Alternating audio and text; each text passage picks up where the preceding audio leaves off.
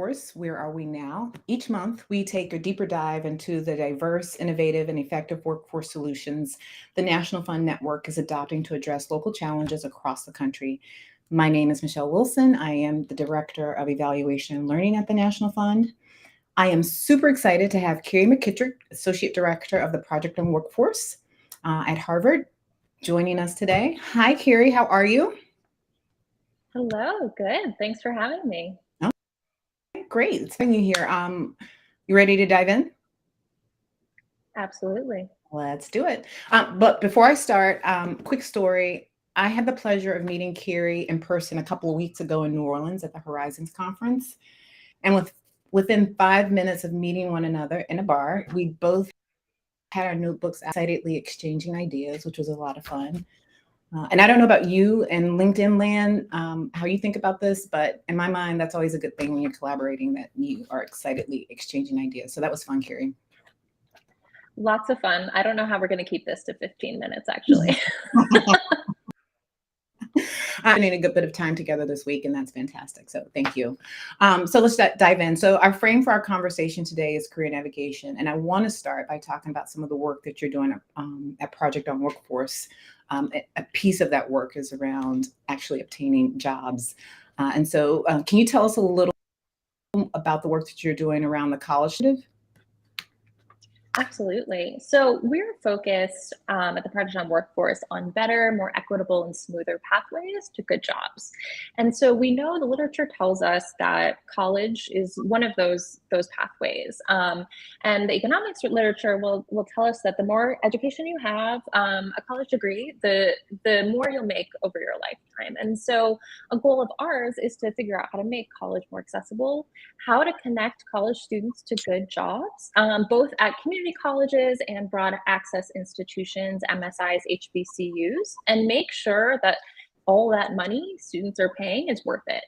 And so we have developed this College to Jobs initiative in which we created both a playbook, which allows us to identify and kind of evaluate the research and practice of programs within the college ecosystem that connects students to jobs, whether that is work-based learning, career coaching, career readiness content, as well as a tool which allows folks to dive into their region. So highly recommend our viewers take a look and examine kind of the disconnect or connect between education data, so what college graduates are studying and graduating, what fields they're graduating in, and employment data.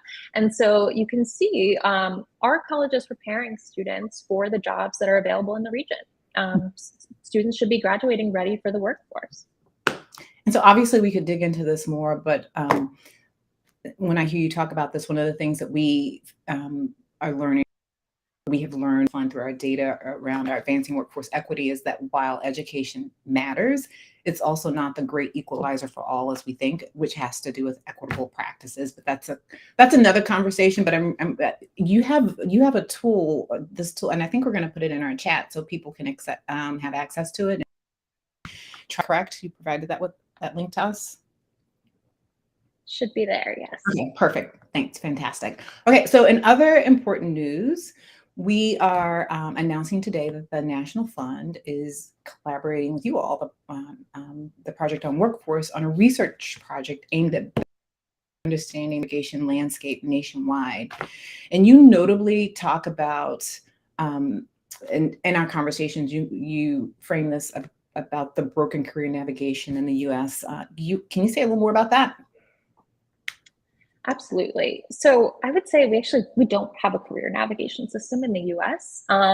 People are left to kind of, fend for themselves when trying to find a good job, trying to find the pathway to that job, the education and training they need. And people with resources and social networks are kind of set. They have, the support they need to find those pathways, but everybody else is not. And so it's really difficult to connect to a job. And we're seeing that low wage earners, the research shows, are kind of cycling in and out of low wage jobs. So we're really failing to provide people with the structures and the supports they need to advance. Mm-hmm.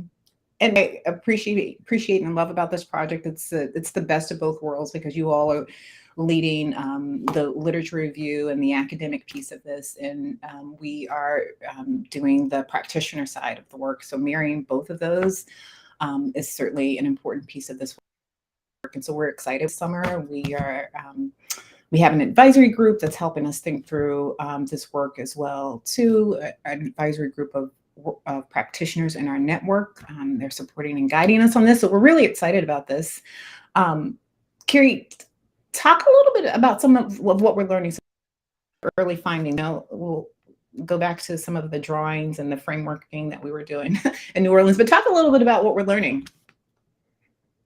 Yeah, absolutely. So, I mean, as you mentioned, both the field work and kind of the literature review are so important. So what we're learning on the literature side is really iterative, and we're kind of super excited to hear from practitioners and see how we can kind of incorporate and make this really actionable research. But a few of the things we're finding right now, there are some core drivers that can influence an individual's career navigation journey or the way they're navigating or moving through their career. One of them is social networks.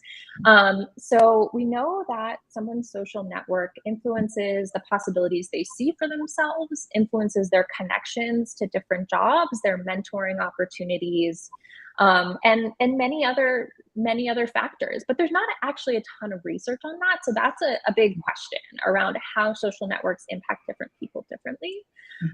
We know that access to information, timely, relevant, accurate data around jobs, around opportunities for education and training are key. And as people receive all this information from social media and the like, understanding how to make sense of that is a challenge. And which brings me actually to the third piece, which is the importance of navigation skills like critical thinking and decision making and adaptability, resilience. And so there are some great programs out there that can help, especially young people, develop these skills. And of course, I'd be remiss if I didn't mention resources and supports. So, people need transportation, they need time, they need childcare. And so without these resources, it's really difficult to advance. And lastly, of course, we need to consider both the systems and the structures that we all live in, and whether these are biased hiring practices or they are, they are like labor market challenges, whether there's a job actually in your area matters. And so these are all things we're thinking about that are impacting career navigation across the board. To which I say, preach, sister, because yes, all of those things matter. And listen, we know, understand, and appreciate and respect all the work happening in the career navigation. And certainly we believe our work will be additive to the field, as I mentioned a couple seconds ago. In addition to the work that we're doing with Kerry and her team, we at the National Fund also have an advisory group of practitioners from throughout our network supporting and guiding us on creating equitable career navigation solutions that help us meet our goals at the National Fund, where one, have the resources to thrive, two, race does not dictate employment, and three, all jobs are good jobs. So we're super excited, and we'll be in the field this summer doing some journey mapping with the intent to lift up experience of folks most impacted by occupational segregation.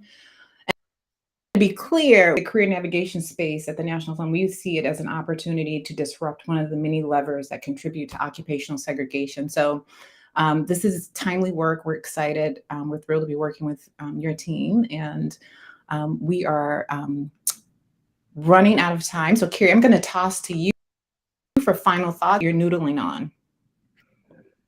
Yeah, well, first of all, so excited and thrilled to be working with you and your team and learning from all the practitioners in your network and everyone else. Feel free to reach out to me if anyone who's watching this wants to chat about career navigation and share ideas. I'll say, one thing that I've been thinking about is that our system is so focused, our public system is so focused on placement, our college system is focused on placement, that first job, and not on advancement. And that's the responsibility of everyone. Employers should be focused on worker advancement. We should all be thinking about that. And so, but we don't have a ton of data. We don't have a ton of research on how people advance over time throughout their careers and what influences them. And so that's something that I've been thinking about, understanding those pathways, and career navigation research will help us do that. Well, fantastic. Again, this has been great. We are, let's see. Well, I'm just checking our stream here. The link that you reference, we will make sure it's in the link. We will add it here. So I'll talk to our producer and make sure that we get that link in the chat. There it is. All right, checking the chat, see if there's anything else we need to talk about. All right, so we'll be talking more about this. We're just getting started. We're excited. And so we thank you. I always end with Jay-Z, my friend in my mind. You could have been anywhere in the world, but you are here with me, Kerry. Thank you, everybody. Likewise. Thanks so much.